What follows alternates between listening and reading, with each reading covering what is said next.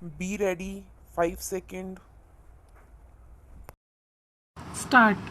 Mr. Deputy Chairman, I think that it will be generally agreed that a bill of this type is almost unavoidable at the present stage. There may be differences about some measures and also about the extent to which the government proposes to go. That some fiscal control would be necessary at this stage when we are having development programs on a very large scale, a good part of which would be financed through deficit financing will, I hope, be uncontested. I think the fact that in the second 5 year plan, the greatest emphasis has been placed on heavy industries, especially on the production of certain types of capital goods, lends further force to an argument of this type. I am aware that the second 5 year plan has also provided that there will be an expansion in consumption, but I have no doubt that the greater emphasis on capital goods will result in at least a temporary shortage in consumer goods, and this may lead to further inflationary pressures. To a certain extent, such pressures have already been felt.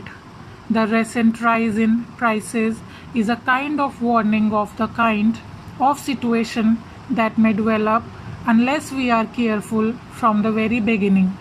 Therefore, I would say that this measure of the government, insofar as I can understand it, has a twofold aim.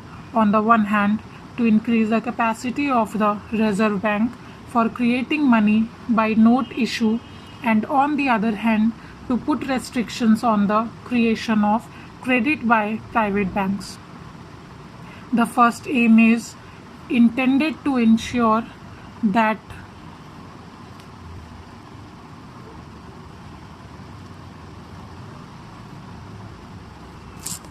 the money that is required for the economic development of the country will not be lacking.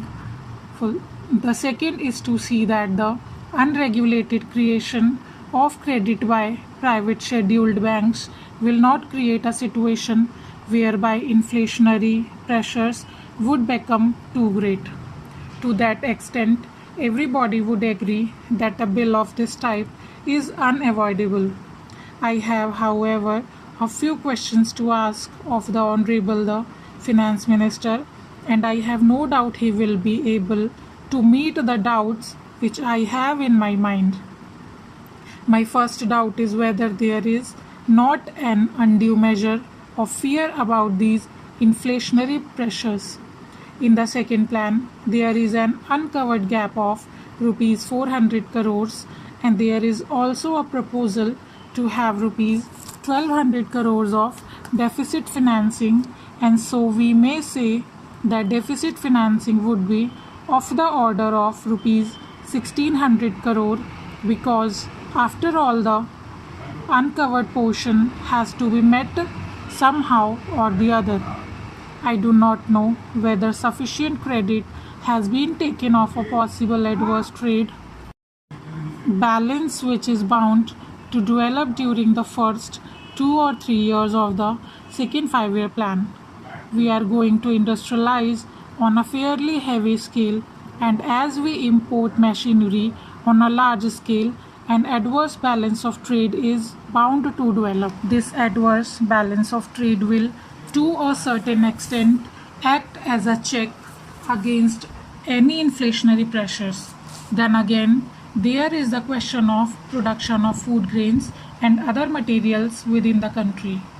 Our economy is an expanding economy at the moment, and I think that by the end of the first year of the second plan, or sometime during the second year of the second plan, many of the measures which were undertaken during the first plan will start yielding results.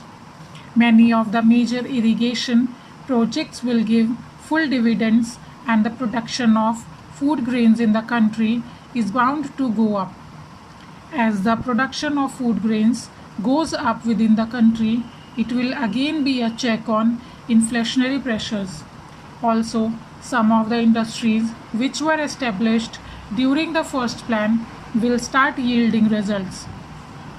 From this point of view, I would also like the Honorable Finance Minister to consider whether the pattern of deficit financing which has been adopted in the second 5-year plan is sound or may require some modification. To my mind, it appears that the decision to put the maximum amount of deficit financing in the first 5 year of the second 5-year plan is not appropriate. Perhaps it would be a wiser thing to put the maximum amount in the second year of the second 5-year plan, because by that time the factors which I have mentioned just now will have come into operation. There will be more production of food grains within the country. Some of the results of industrialization during the first 5-year plan will begin to be felt, and as there will be a larger volume of commodities of every type in the country, a larger dose of deficit financing in the second year of the second 5-year plan may prove a more salutary measure than the decision to have the largest dose in the first year. There is another reason why I am a little apprehensive of having the biggest dose of deficit financing in the first year of the second 5-year plan. If once the inflationary process starts, if once there is any disturbance in the psychology of the market, the results are difficult to foresee. If therefore in the first year of the second plan we proceed a little more cautiously and have the biggest dose in the second year and perhaps a little less in the third, and then start tightening up and reduce the deficit financing, you will have 3 years, the third, fourth and the fifth of the second plan, both to watch and to take such remedial measures as may be necessary. This is a suggestion which I would like the Honorable Finance Minister to consider. I am mentioning it here because I think it has a definite relevance to the proposal he has made for currency expansion by doing away with the ratio between the gold, bullion and the securities.